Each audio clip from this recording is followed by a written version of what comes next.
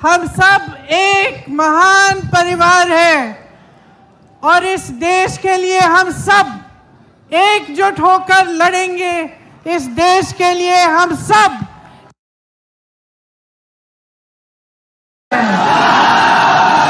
मेरे भाई श्री राहुल गांधी जी ने कन्याकुमारी से कश्मीर तक और मणिपुर से वो यात्रा भारत जोड़ो यात्रा थी, पहली वाली, और दूसरी यात्रा भारत जोड़ो न्याय यात्रा थी। आप सबके पास भी गुजरे होंगे, आप सब ने देखा क्यों कर रहे थे। वो ये यात्रा ऐसी जमीन की भावना के तहत कर रहे थे। वो ये यात्रा ऐसी पूरे देश को याद दिलाए कि हम सब इकट्ठे हैं, हम सब एक हैं और ये देश हम सब का है। आपने देखा किस तरह से जहां जहां राहुल जी जाते हैं वे सिर्फ सच बोलते हैं। किसी को पसंद आए ना आए, किसी को अच्छा लगे ना लगे, लेकिन वो सत्य बोलते हैं और सत्य के पथ पर चलते हैं। ये जो सच्चाई और सत्य की परंपरा है, ये हमारे देश की पुरानी परंपरा है। हमारे धर्मों ने हमें सिखाई, हमारे महापुरुषों ने हमें सिखाई और पूरा देश की राजनीति की जब नींव डली तब इसी परंपरा पर डली। महात्मा गांधी जी ने भी यही सत्य का पथ पकड़ा था। हमारे पूरे जो स्वतंत्रता आंदोलन की नींव थी वह यही थी, सत्य, सच्चाई और देश और जनता की सेवा। लेकिन आज देश में क्या हो रहा है? प्यारी बहनों, प्यारे भाई, जो आज देश में हो रहा है उसको समझने के लिए आपका ध्यान मैं कुछ चीजों की प्रति आकर्षित करूंगी। देश में जो राजनीति चल रही है, असम में जो राजनीति चल रही है, उसको आपको गहराई में समझना पड़ेगा। हालात ये है कि एक तरफ अपार सत्ता है, अपार धन है। मेरे मीडिया के साथी यहाँ हैं, सरकारों के साथ है। एक जमाने में मीडिया सरकार से सवाल उठाती थी, नेता कुछ गलत करता था तो जनता का प्रतिनिधित्व मीडिया करती थी, सवाल उठाती थी, पूछती थी।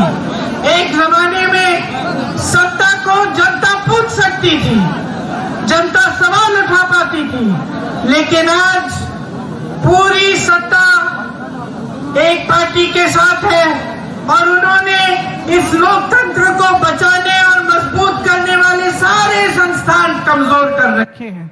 चाहे वो मीडिया हो, चाहे न्यायपालिकाएं हो, चाहे दूसरे संस्थान जैसे इलेक्शन कमीशन हो, तमाम संस्थानों को कमजोर करने का प्रयास इन्होंने हमेशा किया है। इनके धन बल से सरकारें गिराई जाती हैं। सत्य का जो पथ है इन्होंने छोड़ डाला है।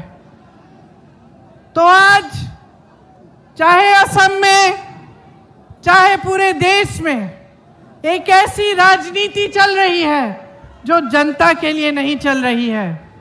असम के अपने मुख्यमंत्री को देखिए और उनकी तुलना बाकी मुख्यमंत्रियों से कीजिए जो कांग्रेस के प्रदेशों में कांग्रेस की सरकारें चला रहे हैं।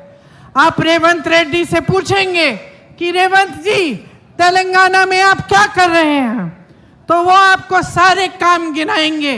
वो कहेंगे कि जो कांग्रेस पार्टी ने गारंटी दी थी चुनाव से पहले, उनको पूरा करने का काम कर रहा हूं। अगर आप आज कर्नाटका के सीएम से पूछेंगे कि आप क्या कर रहे हैं, तो कर्नाटका के सीएम आपको बताएंगे कि जो कांग्रेस ने गारंटी चुनाव से पहले दी उनको पूरा करने का काम कर रहे हैं।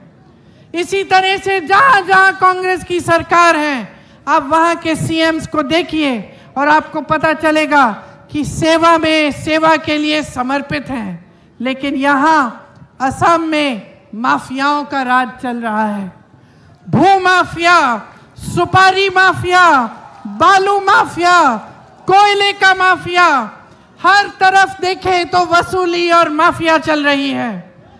यहां पे सरकार जितने स्कैम करती है, चाहे वो किसान का संपदा स्कैम हो, या पीपीई किट पे स्कैम हो, या फ्लाईओवर का स्कैम हो, चाहे गाय की तस्करी जो खुलेआम हो रही है और कोई रोक नहीं रहा है, ये सारी चीजें चल रही हैं आपके प्रदेश में, लेकिन विकास का काम नहीं हो रहा है, आपका काम नहीं हो रहा है।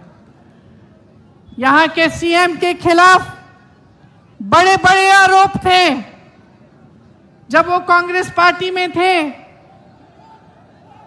तब उनके खिलाफ एक बड़ा आरोप था। जैसे ही वो बीजेपी में शामिल हुए, वो सारे आरोप गायब हो गए। बीजेपी ने एक वॉशिंग मशीन बनाई है जिसके अंदर जिसको डालो पहले वो भ्रष्ट कहते हैं, जो भ्रष्ट होता है दूसरी पार्टियों से लाके अपनी वॉशिंग मशीन में डाल के साफ कर देते हैं। तो ये सबसे पहले इन्होंने आपके ही सीएम के साथ किया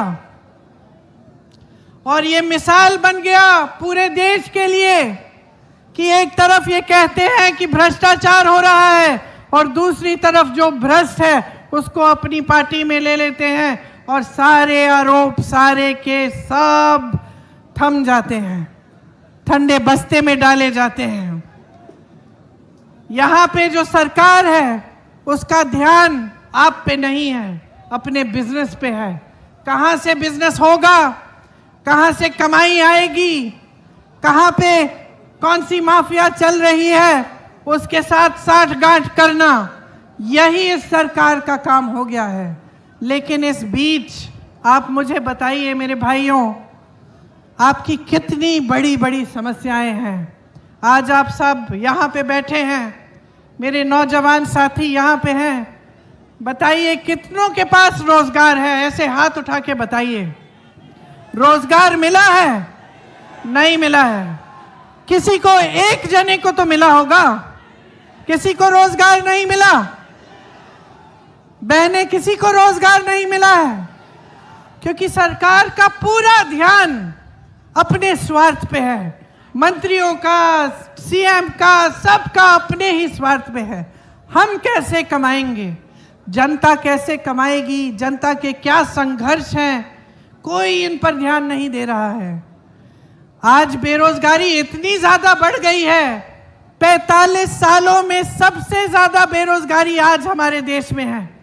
आपको मालूम है 70 करोड़ लोग बेरोजगार हैं, 70 करोड़, 30 लाख खाली पद पड़े हैं, 30 लाख खाली पद केंद्र सरकार में पड़े हुए हैं, इतने सालों से उनको भरा नहीं गया है।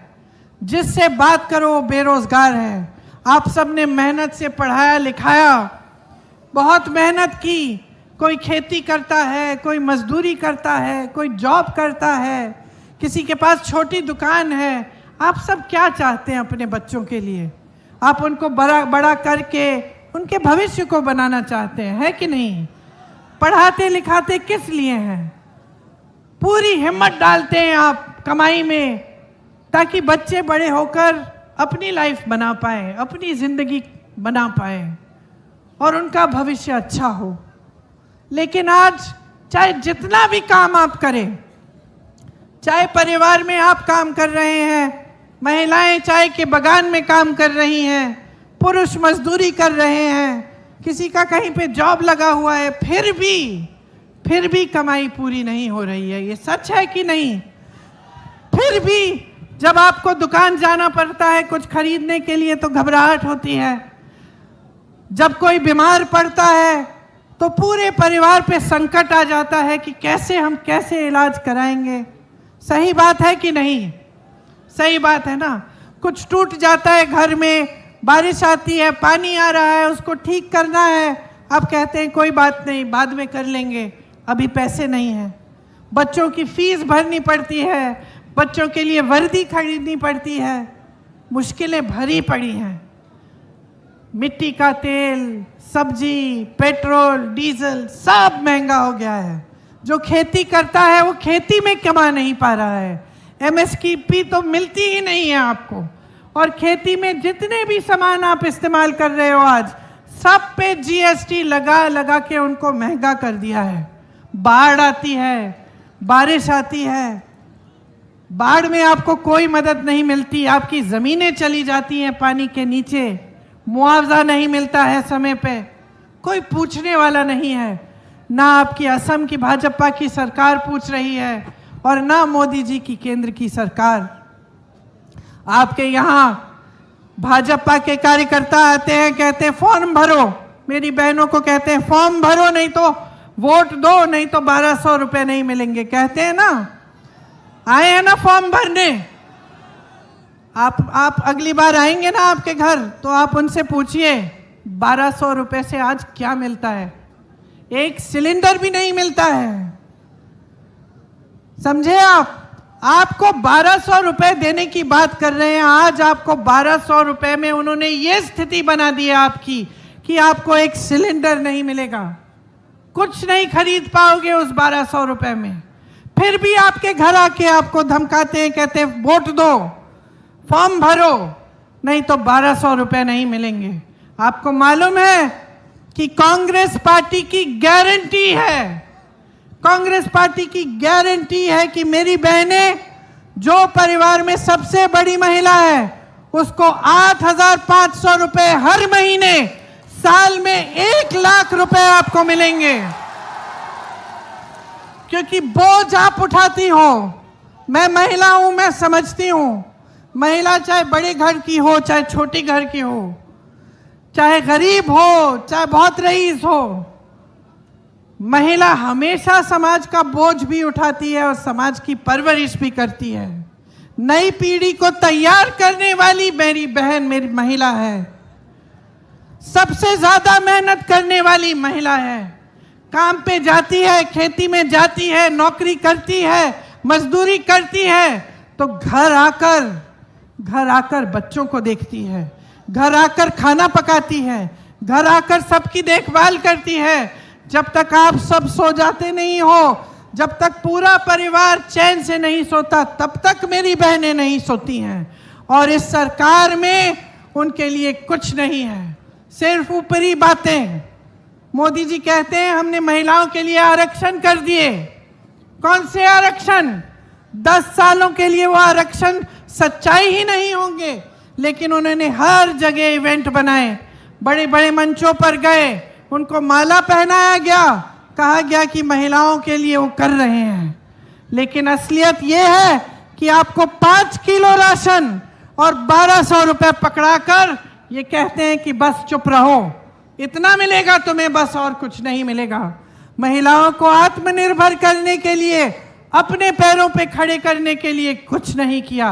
कांग्रेस पार्टी चुनाव में गारंटी दे रही है और चुनाव के बाद देखना, जैसे हमने अपने प्रदेशों में सारे गारंटी लागू किए हैं, हम ये भी लागू करेंगे कि 50% मतलब आधी नौकरियां जितनी भी केंद्र सरकार में है, आधी महिलाओं को मिलेगी। ये लोग महिला सुरक्षा की बात करते हैं। आपने देखा होगा कर्नाटका में क्या हो रहा है। इनके पार्टी के साथ लगे हुए लोग,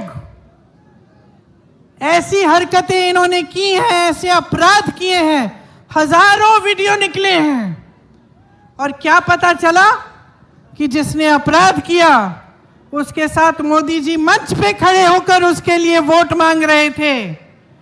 मंच पे खड़े होकर मोदी जी ने कहा कि इनको वोट दीजिए, ये हमारे को इनको जिताइए। वही अपराधी देश से भाग के निकल गया, किसी ने रोका नहीं। बहनों और भाइयों, मोदी जी ने नहीं रोका, उनके अमित शाह जी ने नहीं रोका, उनको निकलने दिया। जहां जहां महिलाओं पे अपराध हुआ है, चाहे हाथरस में यूपी में हुआ, मैं गई थी उस महिला के घर, उसकी मां रो रही थी, उसकी बच्ची 19 साल की थी, उस समय मेरी बच्ची भी 19 साल की थी। उसके साथ सारी गलत हरकतें करके उसको जलाया गया, माता पिता को उसका शव भी नहीं देखने दिया। उसके बाद उन्नाव में ऐसा हादसा हुआ एक महिला के साथ, उसको भी जला दिया गया। ये लोग कुछ नहीं बोले, मोदी जी कुछ नहीं बोले, बल्कि इन्होंने अपराधियों को बचाने का काम करवाया। जहां जहां अपराधी थे सबको बचाया, उनकी रक्षा की गई सरकार से। लेकिन महिला की सुरक्षा के बारे में ये लोग बात करते हैं। ये लोग आकर आपको कहते हैं कि हम महिलाओं की सुरक्षा करेंगे। किस मुंह से करेंगे बहने, किस मुंह से? हाथरस में नहीं की, उन्नाव में नहीं की, मणिपुर में एक जवान की बीवी को निर्वस्त्र करके सबके सामने चलाया गया। सबने वो वीडियो देखा कि नहीं? सबने देखा। मोदी जी ने देखा होगा ना, अमित शाह जी ने देखा होगा ना, तो चुप कैसे हो गए? बचाने नहीं आए, कोई कार्रवाई नहीं हुई, आंख मूंद दी, मुंह इस तरफ फेर लिया। पूरा देश देख रहा था, महिला को बचाने नहीं आए। जहां जहां अपराध हो रहा है वो अपराध होने दे रहे हैं। ओलंपिक की हमारी मेडलिस्ट थी, जब मेडल जीत के आई मोदी जी के घर गई, मोदी जी ने बुलाया उनको चाय पिलाई, उनके साथ फोटो खिंचाई।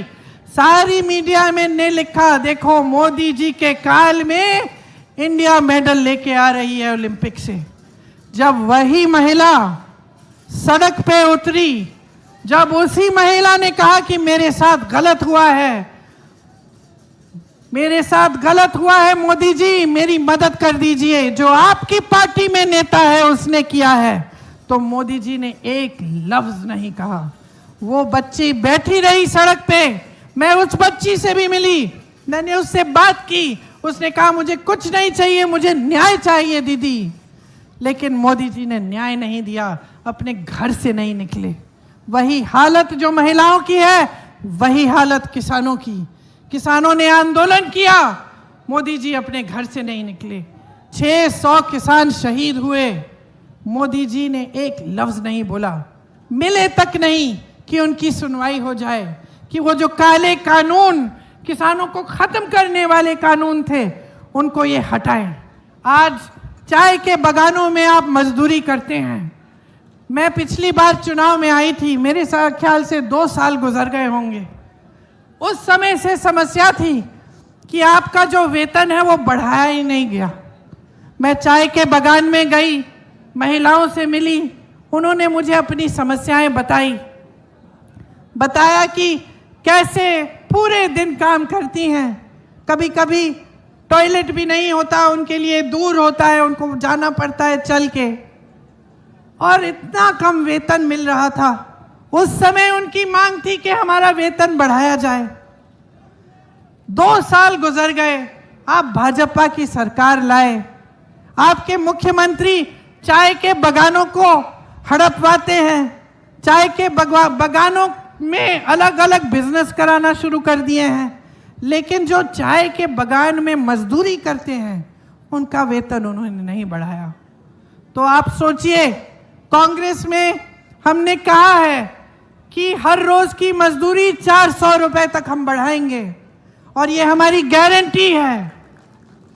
यहां आपकी मांग है कि कोच राजवंशी समुदाय जो है उसको एसटी स्टेटस मिले।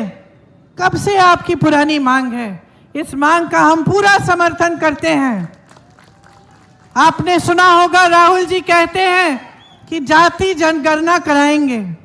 जाति जनगणना का मतलब है कि ये गिनती होगी कि किस समुदाय में, किस जाति में कितने लोग हैं, ताकि सही से भागीदारी पूरी देश में हो पाए, और सिर्फ जाति के आधार पर नहीं, लेकिन अमीरी गरीबी के आधार पर भी, ताकि हम जान जाएं कि भाई यहाँ ये समस्या है, ये जाति है, ये धर्म के लोग हैं, जहाँ पे कुछ अलग सी समस्या है और इसको पूरा करने के लिए हम क्या करें, यहाँ इनकी पूरी भागीदारी नहीं हो रही है। तो ये सब चीज़ों को समझने के लिए ये जाति जनगणना कराएंगे। लेकिन इसमें एक महत्वपूर्ण बात यह है कि आज जो रिजर्वेशन पे 50% का कैप है वो हटाया जाएगा। इसीलिए जो कांग्रेस पार्टी की नीतियां हैं उनको आपको अच्छी तरह से समझने की ज़रूरत है। देखिए, जहाँ जहाँ हमारी सरकारें चल रही हैं वहाँ आपकी भलाई के लिए चल रही हैं। पहले से हमारी राजनीति ये रही है कि हम जनता की सेवा करें। जनता कैसे मजबूत होगी, आपके भविष्य कैसे बनेंगे। लेकिन यहाँ असम में बीजेपी और AIUDF का जो गठजोड़ है वो यहाँ की राजनीति को एकदम एक दूसरी दिशा में ले गई है। बदरुद्दीन जी और हेमंतो बिस्वा शर्मा जी का एक गुप्त गठजोड़ है, अंदर अंदर से मिले हुए हैं। दोनों एक दूसरे की बड़ी तारीफ करते हैं। आपने CM जी का इंटरव्यू देखा होगा, उस इंटरव्यू में क्या कहा उन्होंने, कोई बताएगा? आप बताओ। वो बोले हैं बदरुद्दीन जी के दिल की इच्छा थी कि मैं CM बनूं, समझे? वो बोले हैं कि जहां मैं कहता हूं वहां इनका वोट डलता है। AIUDF के जो विधायक हैं उन्होंने बीजेपी के साथ वोट डाला है जब राज्यसभा का मामला था। तो समझिए, आपके सामने ऊपर ऊपर से कुछ और बात हो रही है। ऐसे ही उन्होंने तेलंगाना में भी किया। तेलंगाना में उन्होंने साठगांठ की ओवैसी जी के साथ, ताकि वो कांग्रेस के वोट काटें और बीजेपी जीते। तो इस बात को आप गहराई से समझिए। जहां जहां हम मजबूत हैं वहां बदरुद्दीन जी अपने कैंडिडेट खड़े करके हमारे वोट काटने की कोशिश इसलिए कर रहे हैं क्योंकि वो चाहते हैं कि भाजपा जीते। 3 बार सांसद बने हैं। मुझे बताइए, कोई नया स्कूल खोला, कोई अस्पताल खोला, कोई बड़ी यूनिवर्सिटी लाए आपके यहाँ, कोई अच्छा बड़ा कारोबार, कोई इंडस्ट्री लाए जिससे आपको नौकरी मिल सकती थी? बाढ़ आई, आपके पास आए, आपकी मदद की। वो तो खुद कहते हैं कि वो व्यापारी हैं, खुद कहते हैं मैं व्यापारी हूं, मैं बिजनेसमैन हूं, है कि नहीं? तो वो तो व्यापार ही कर रहे हैं, राजनीति नहीं कर रहे हैं, वो सेवा नहीं कर रहे हैं, वो व्यापार कर रहे हैं आपके साथ। और जहां जहां उनका फायदा है वहां वहां जा रहे हैं। ये आपका फायदा नहीं दे रहे हैं। उनके इतर का बड़ा बिजनेस है कि नहीं? आपको याद है तरुण गोगोई जी के समय अगर की जो पेड़ है उनकी कटाई पे पाबंदी डाली थी, उसकी कटाई बंद की थी। अब फिर से शुरू करा दी है CM जी ने। और फायदा किसको हो रहा है? बदरुद्दीन जी की जो इतर की फैक्ट्रियां हैं उसको फायदा हो रहा है, क्योंकि वही लकड़ी इतर में डलती है। तो देखिए, जो समझने की बात यह है ना कि चाहे AIUDF हो, बदरुद्दीन जी हो, भाजपा के हेमंतो बिस्वा शर्मा जी हो, ये सरकार जो चलाते हैं ये बड़े बड़े खरबपतियों के लिए चलाते हैं। और इसी तरह की सरकार मोदी जी चलाते हैं। अब चाहे असम में हो चाहे पूरे देश में हो, सरकारें खरबपतियों के लिए चल रही हैं। इससे हमें पता कैसे चलता है कि ये बात सच है? क्योंकि आप आज देखिए, देश का लोहा पहले सरकार देखती थी, अब देश का सारा लोहा एक बड़े खरबपति को दिया जा रहा है जो इनके दोस्त हैं, मोदी जी के दोस्त हैं, बिस्वा शर्मा जी के भी दोस्त हैं। कोयला इनको दिया जा रहा है, बिजली खरबपतियों को, सड़कें खरबपतियों को, हवाई अड्डे सारे बड़े बड़े खरबपतियों को, बंदरगाह सारे बड़े बड़े खरबपतियों को, सारे हाईवे। ये किसकी संपत्ति थी? ये मोदी जी की संपत्ति थी कि दे रहे हैं अपने दोस्तों को? ये बिस्वा शर्मा जी की संपत्ति थी, बदरुद्दीन जी की संपत्ति थी, किसकी संपत्ति थी? ये आपकी संपत्ति है। बड़े बड़े सरकारी कारखानों से आपको नौकरी, आपको रोजगार मिलती थी, लोग खुश हो जाते थे, सरकारी नौकरी मिली है, पेंशन मिलेगा, जीवन भर सुरक्षित रहेंगे। आज क्या परिस्थितियां हैं? आज ऐसा कह सकते हो?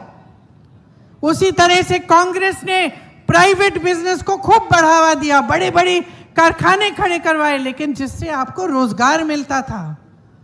आपकी संपत्ति आपसे लेकर उनको देने की बात नहीं हुई।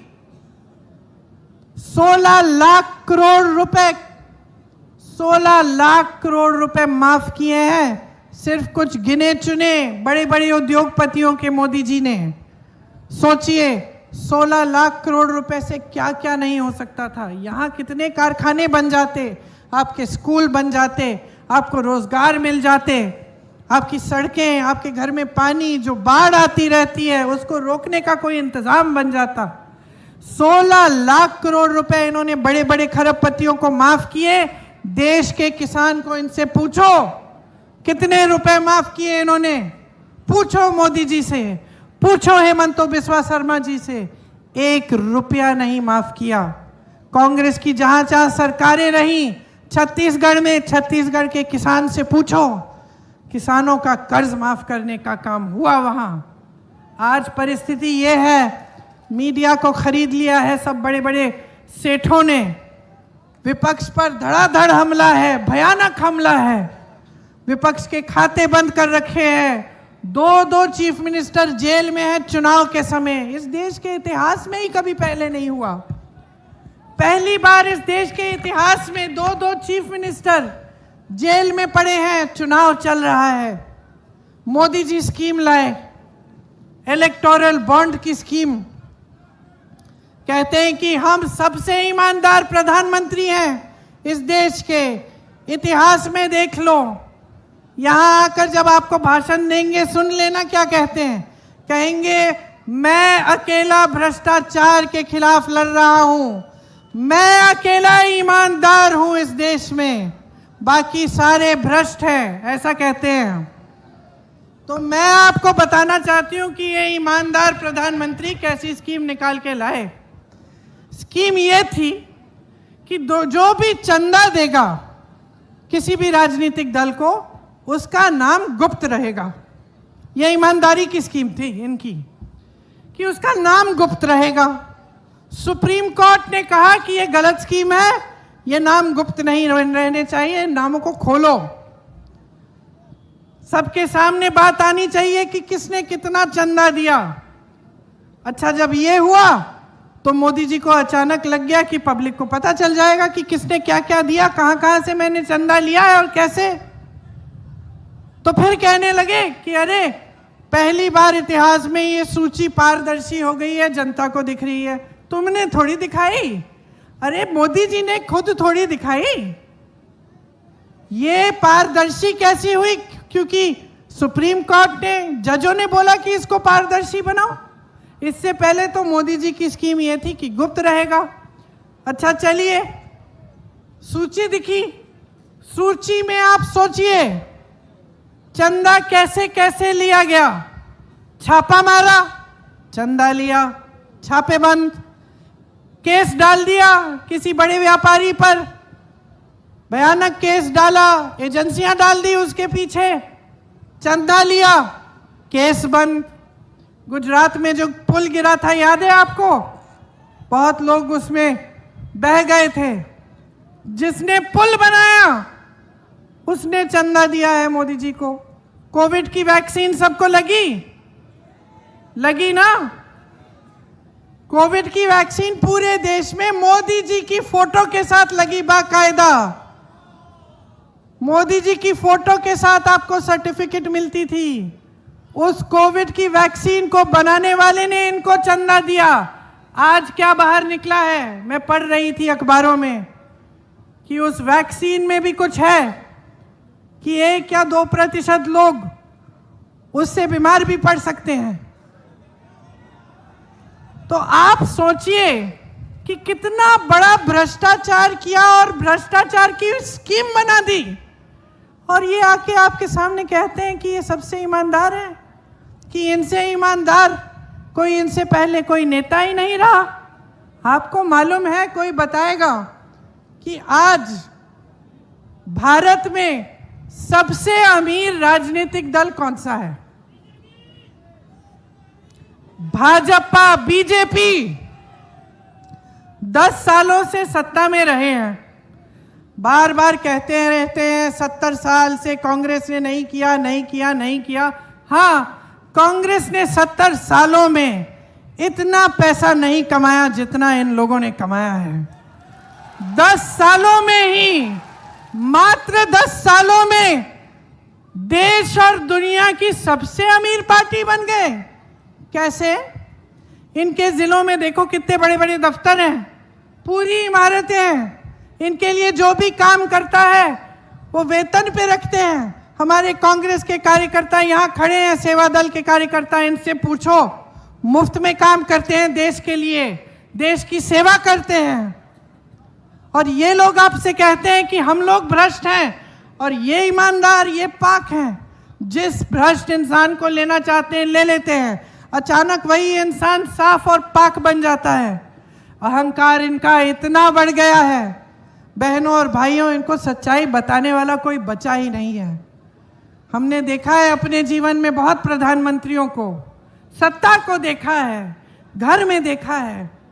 आप तो जानते ही हैं सत्ता में क्या होता है, कौन लोग आसपास आ जाते हैं? चमचे आते हैं कि नहीं, है ना?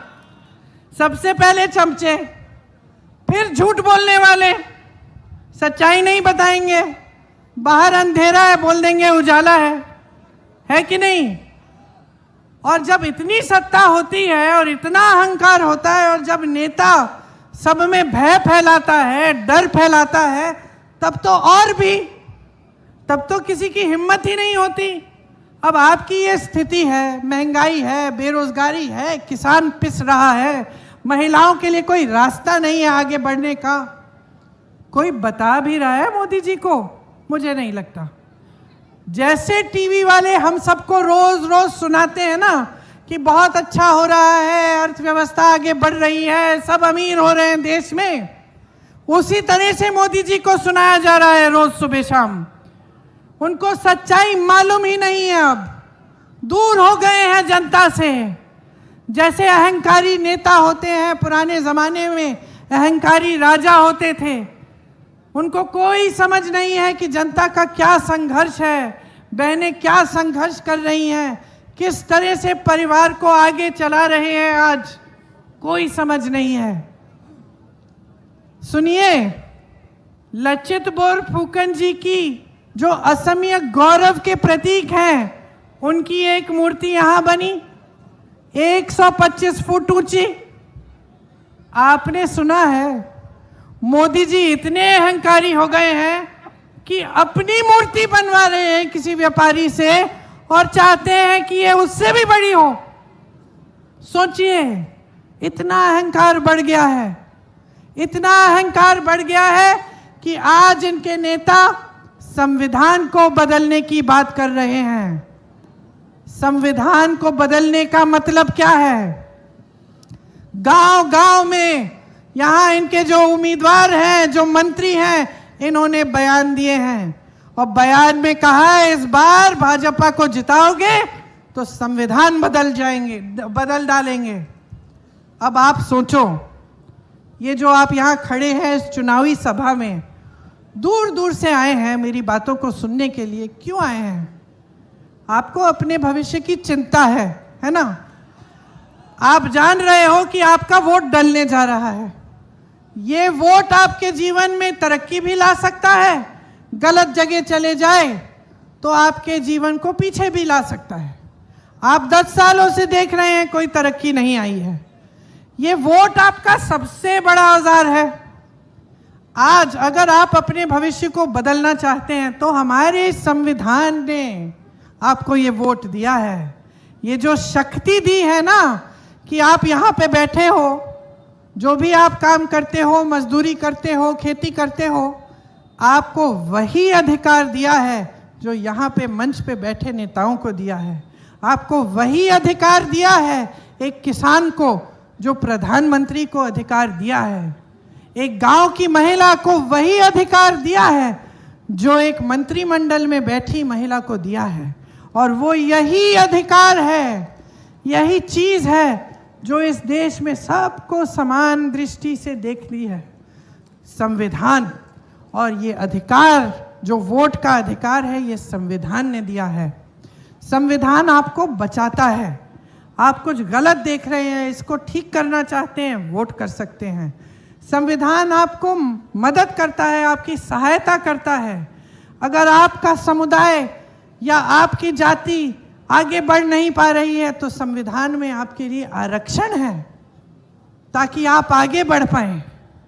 आज इसी संविधान को बदलने की बात, इस संविधान को जिसके लिए असम के महापुरुष, पूरे देश भर के महापुरुषों ने अपना जीवन दिया, जिसके लिए लड़े, ये स्वतंत्रता आंदोलन जो 100 सालों से चला, जब से 100 सालों से, जब से ब्रिटिश यहाँ थे, तब से आस्ते आस्ते आंदोलन शुरू हुआ, चला, अंत में हमें आजादी मिली, लोगों ने त्याग किया इस संविधान को बनाने के लिए।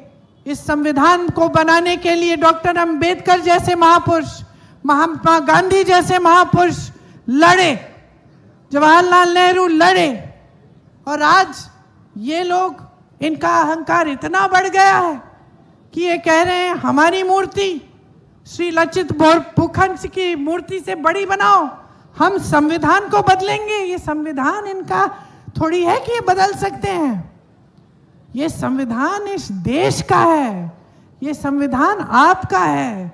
जिस तरह से आपकी संपत्ति किसी बड़े खरबपति को पकड़ा रहे हैं, उस तरह से आज ये कहने लगे हैं कि आपका ये संविधान वे बदल डालेंगे, जब जी चाहे कुछ भी ले आएंगे। तो कौन रोकेगा इनको? कौन रोकेगा? अगर फिर से इनकी सरकार आई तो जाने क्या कर डालेंगे। कोई पूछ नहीं रहा है, मीडिया सच्चाई दिखा नहीं रही है।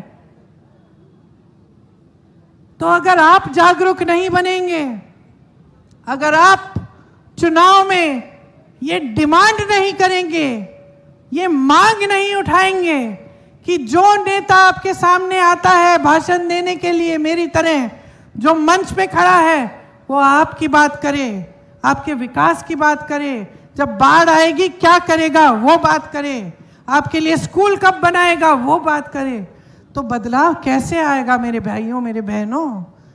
कैसे आएगा बदलाव अगर आप जागरूक नहीं होंगे?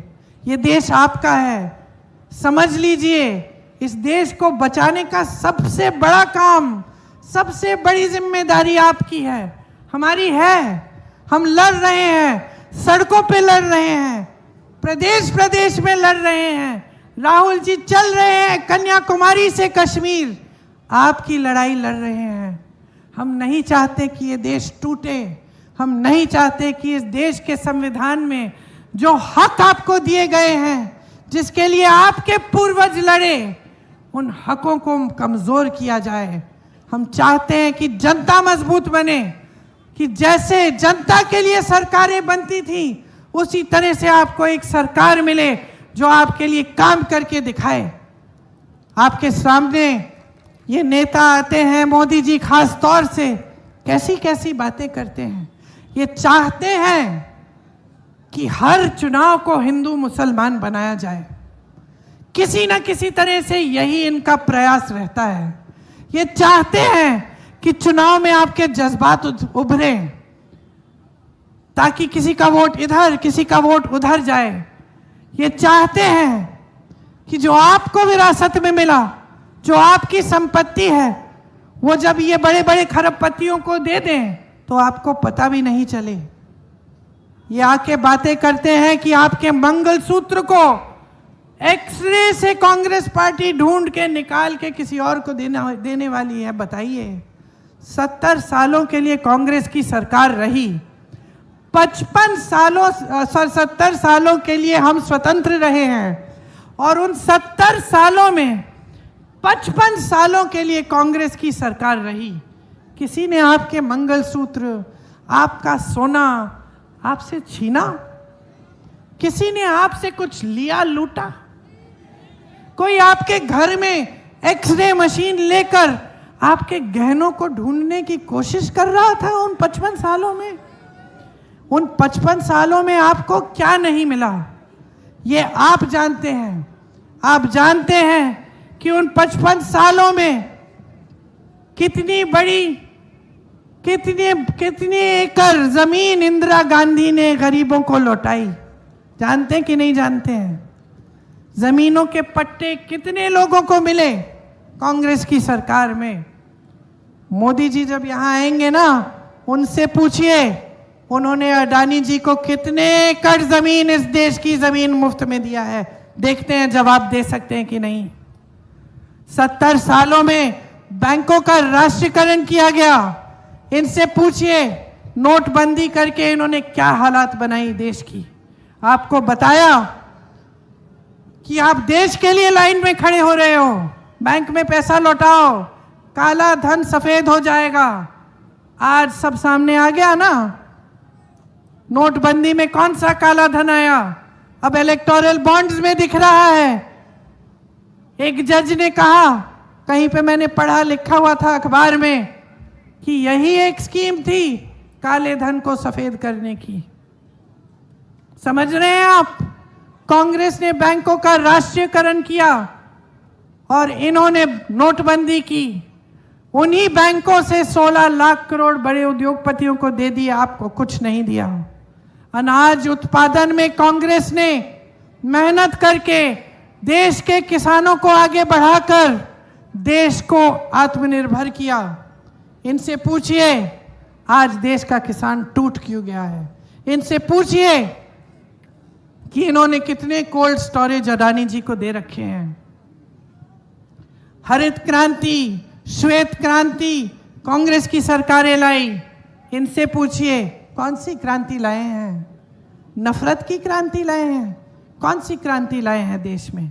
मनरेगा कांग्रेस ने बनाया, शिक्षा का अधिकार, जिसका मतलब था कि हर बच्चे को शिक्षा मिलना उस बच्चे का अधिकार है।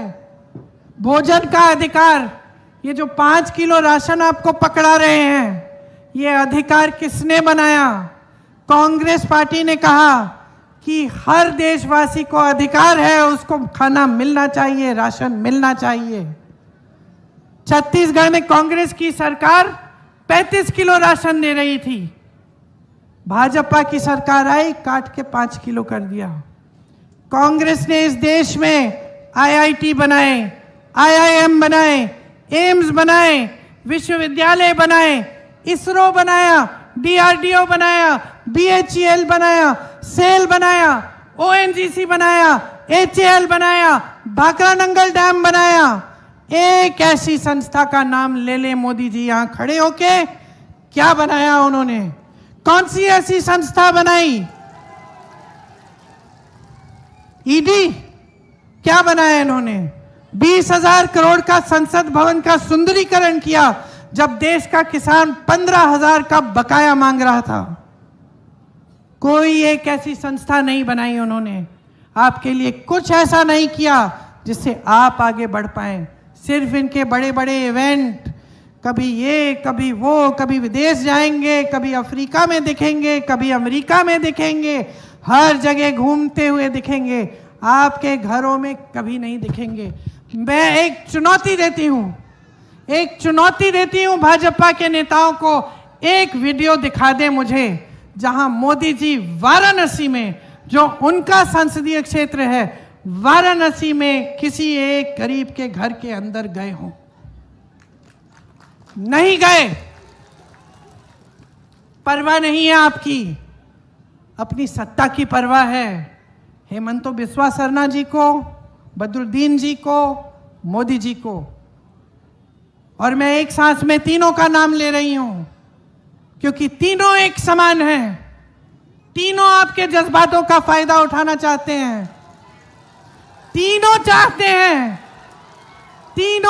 हैं कि ये चुनाव हर चीज पे लड़ा जाए, लेकिन आपकी समस्याओं को हल करने की बातों पे ना लड़ा जाए।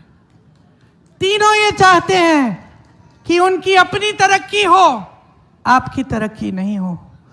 तीनों अपना स्वार्थ साधते हैं। तो मैं आज आपके सामने इसलिए आई हूं, आपको कहने के लिए समय आ गया है, मेरी बहनों, मेरे भाइयों, अपना स्वार्थ साधो। समझे आप? अपना स्वार्थ साधो। आपको कहां पे फायदा है, आपके लिए कौन सी पार्टी क्या करेगी, आपकी सड़क कौन बनाएगी, आपको मदद कौन करेगा, आपके लिए कौन स्कीम लाया है अच्छी, ये समय आ गया है। इस देश की राजनीति को पटरी पे लाओ, इस देश के नेताओं को समझाओ, मुद्दे पे आओ। प्रधानमंत्री जी को बताओ हमारे मुद्दों पे चर्चा होनी चाहिए। प्रधानमंत्री जी मुद्दे पे आइए, बताइए आपने 10 सालों में क्या किया है। 70 सालों की रट छोड़िए, आपने 10 सालों में हमारे लिए क्या किया है और आगे के 5 सालों में आप क्या करने जा रहे हैं।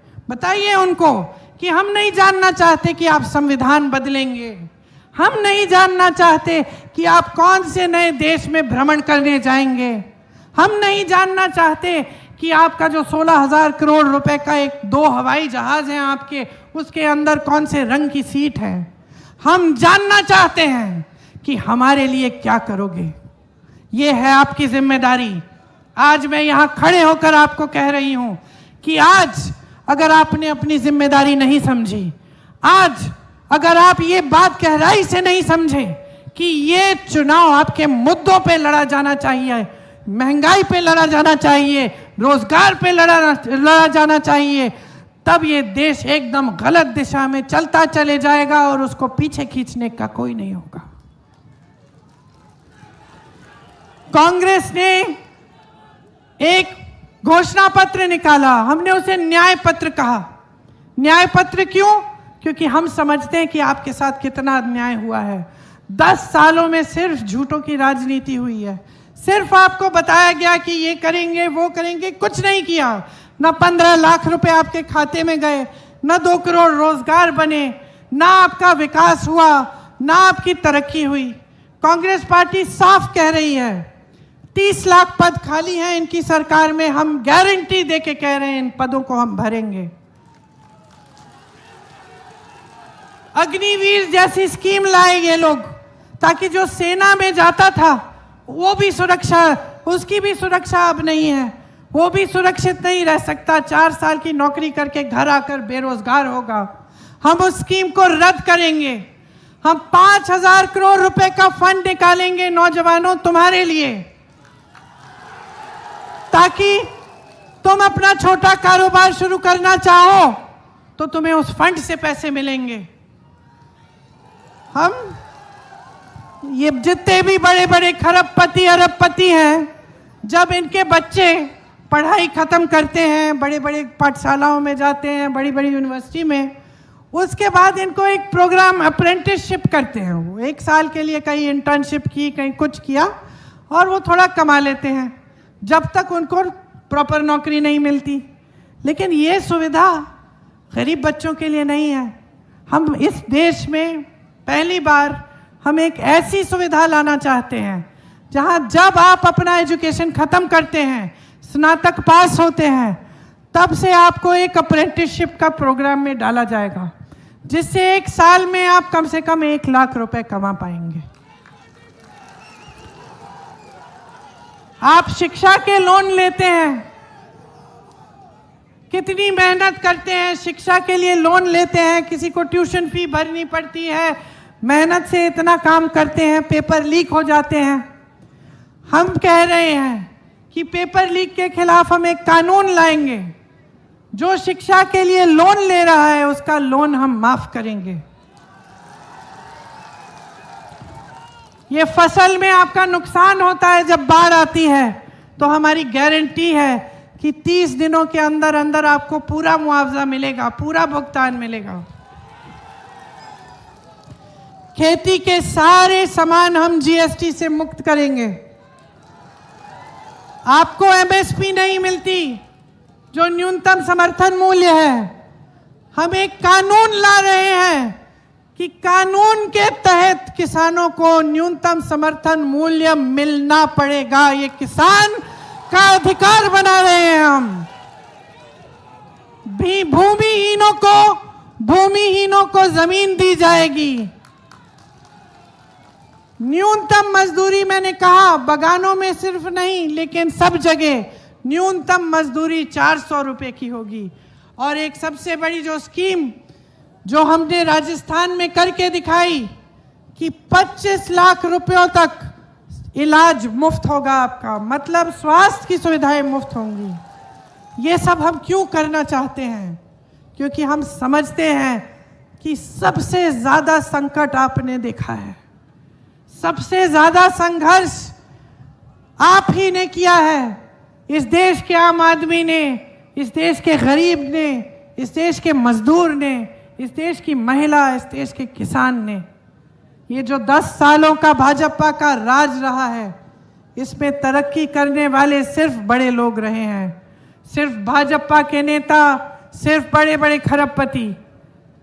बाकी देश की तरक्की रुक गई और बाकी देश की तरक्की को कराने के लिए हम सब आपके लिए यहाँ समर्पित हैं।